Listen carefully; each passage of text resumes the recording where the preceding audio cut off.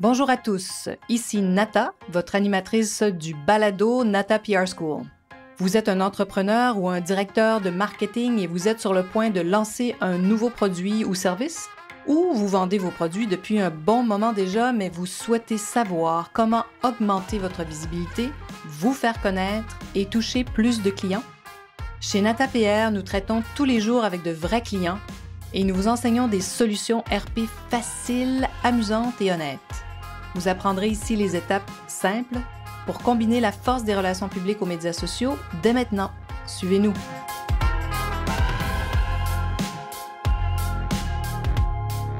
Bonjour et bienvenue à ce 9e épisode de la balado du podcast Nata PR School.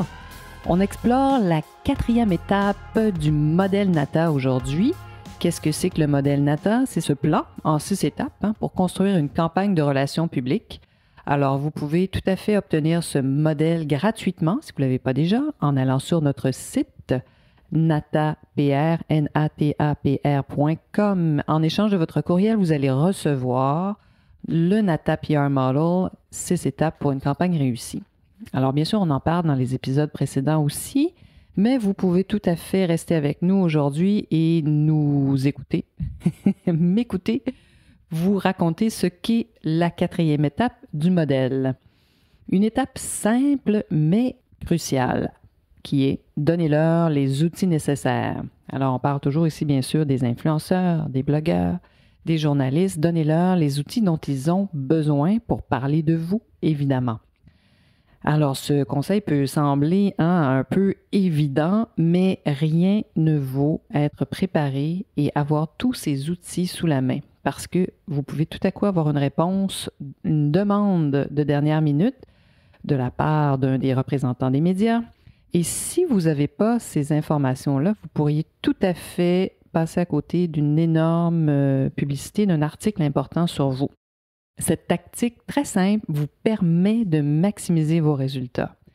Il faut savoir que certains médias, surtout dans notre secteur des produits de consommation, tous ceux qui parlent de produits, d'alcool, de nourriture, de beauté, de mode, reçoivent des centaines, sinon des milliers de produits par année.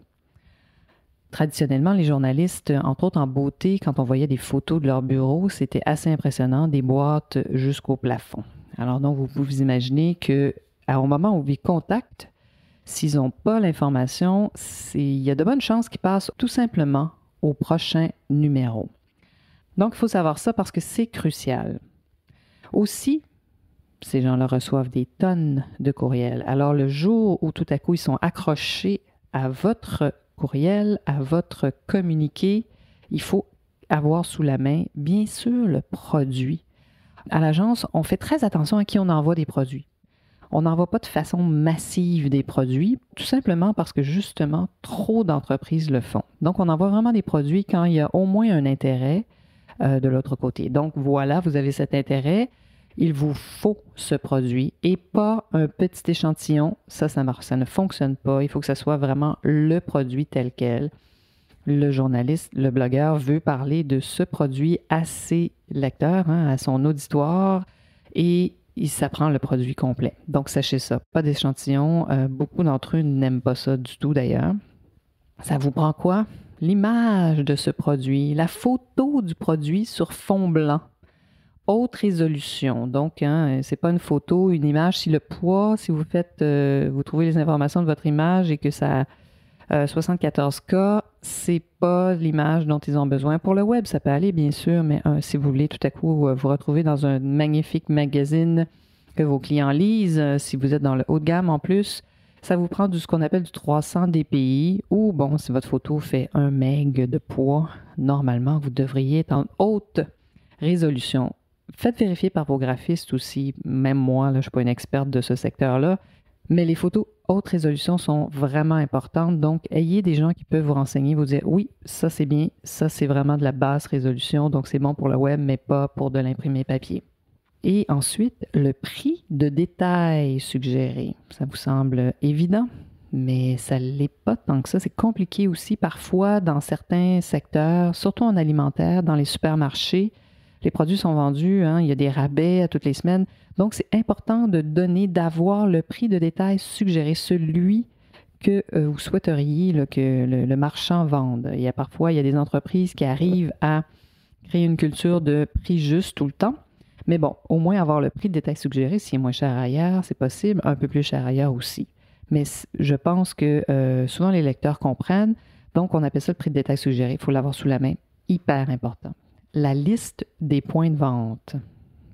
Et je dirais même aujourd'hui un point de vente en ligne, parce que si vous n'avez pas des endroits où on peut obtenir vos produits directement en cliquant sur un lien, parfois et de plus en plus souvent, vous ne serez pas mentionné dans un article. Alors, vous voyez comme c'est devenu important, surtout avec tout ce qui s'est passé, hein, avec la COVID, pandémie. Donc, ceux qui écrivent, nos journalistes, nos blogueurs aussi, veulent rendre service à leurs lecteurs. Ils parlent d'un produit et si le lecteur veut se le procurer, il n'a qu'à cliquer sur le lien pour trouver un point de vente ou des points de vente. Ça, c'est extrêmement important. Ça vous prend aussi, c'est ça, cette référence web pour trouver les points de vente et ou acheter directement en ligne. Donc, voilà. Donc, ça peut être aussi votre site avec des locations, mais c'est de moins en moins apprécié. Donc, le lien direct est ce qui compte le plus souvent. Ensuite, aussi très de base, mais la date exacte où le produit arrivera sur les tablettes des magasins. Lorsque vous approchez des magazines, même s'ils ont une partie web maintenant, le magazine papier qui va se retrouver peut-être sur le iPad. Ensuite, choisis ces sujets de 4 à 6 mois avant la publication de l'édition papier. Donc, si vous vous préparez pour un produit qui va être disponible pendant le temps des fêtes, est-ce que c'est vraiment la première semaine de novembre ou la deuxième semaine de novembre? C'est extrêmement important d'avoir les informations le plus juste possible de l'arrivée de vos produits sur les tablettes. Je sais que vous n'avez pas toujours le contrôle là-dessus. Puis bon, à ce moment-là, vaut mieux donner une date un peu plus tard pour s'assurer que le déploiement soit fait. Des fois, je sais que c'est complexe parce qu'à partir du moment où un produit est sélectionné, acheté par une chaîne de magasins, par le temps qu'ils le reçoivent et que tout ça soit mis sur les tablettes, il y a quand même quelques jours qui peuvent se passer, parfois des semaines. Et si vous n'avez pas tous ces renseignements, ça pourrait tout simplement vous faire perdre un article, un texte de blog, car ce qui va se passer, c'est que les journalistes vont passer au prochain numéro. Le prochain produit, c'est peut-être très semblable qu'ils ont reçu presque en même temps que le vôtre. Alors vraiment, donc, soyez aux aguets avant de communiquer. Ayez toutes ces informations-là en main. On parlait donc du produit, de la photo haute définition sur fond blanc, le prix de détail suggéré, la liste des points de vente, une référence web, un site Internet qui vend vos produits, la date exacte où le produit arrivera sur les tablettes des magasins, si c'est le cas. Il peut être vendu en ligne, ça c'est autre chose. Des fois, ça rend les choses un peu plus simples. Mais je voulais simplement revenir aussi sur les fameuses photos.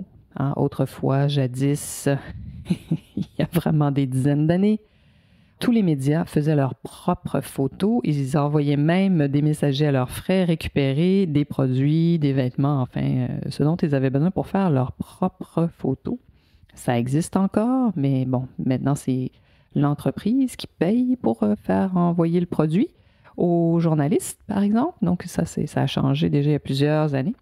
Et ce qui est bien important aussi, c'est que si ils ne demandent pas le produit, c'est possible qu'ils ne vous demandent pas votre produit, qu'ils veulent simplement le mentionner parce que tout à coup, ils ont un article sur la crème glacée végane, ils ont vu le vôtre, donc ils veulent l'inclure. Il y a peut-être 3 autres entreprises qui seront mentionnées en même temps que la vôtre, mais en relations publiques, on aime bien ces articles.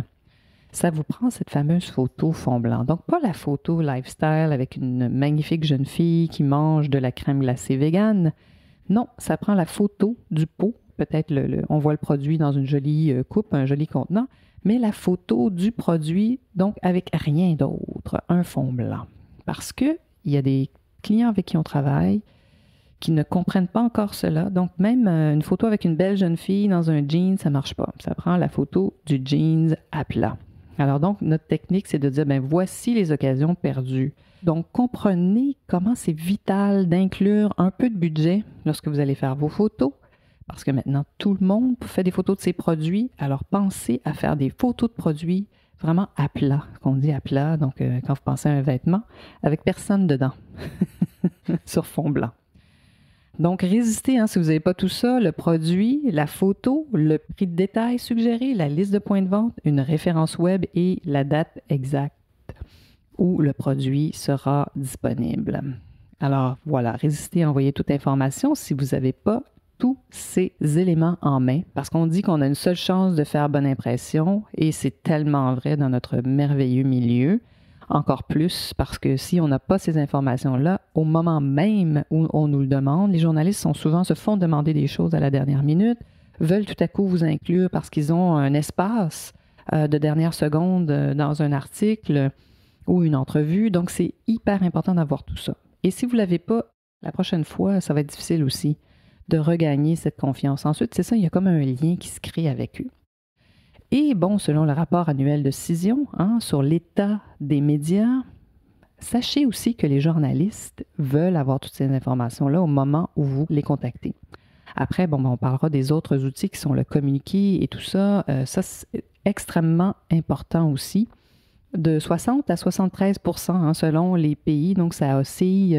Donc, on peut dire en moyenne peut-être 65 % des journalistes se basent sur le communiqué pour parler d'un sujet ou d'un produit. Donc, d'autant plus important d'avoir le bon prix et d'avoir les bonnes informations. Alors voilà. Donc, vous souhaitez aller plus loin, former vos équipes marketing en relations publiques? Nos formations sont pour vous. Suivez-nous sur nos médias sociaux pour vous inscrire. On a plusieurs webinaires qui s'en viennent, webinaires gratuits, où vous pouvez tout à coup connecter avec nous. On vous donnera encore plus d'informations pertinentes sur ce qu'on fait. Et soyez sur nos listes pour vraiment faire partie de nos prochaines formations. Vous pouvez bien sûr nous suivre sur notre page Facebook, Instagram.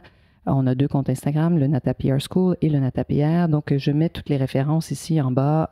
Donc, vous allez pouvoir tout simplement cliquer sur les liens pour nous trouver. Alors, aujourd'hui, on parlait du numéro 4, le point 4 du Nata PR modèle, du modèle Nata, qui est tout simplement donnez-leur les outils nécessaires. Alors, les outils nécessaires, vous avez vu, on a parlé d'image, haute résolution, du produit lui-même. Il faut être certain d'en avoir dans nos mains. Tout ça semble d'une évidence totale, mais c'est complexe au moment où on veut justement parler d'un produit. Parfois, c'est la course. Je dis souvent que les relations publiques, surtout dans notre secteur, on parle de produits, de services. La principale difficulté, c'est que c'est la course un peu contre la montre. Donc, il faut avoir toutes ces informations-là suffisamment de temps à l'avance.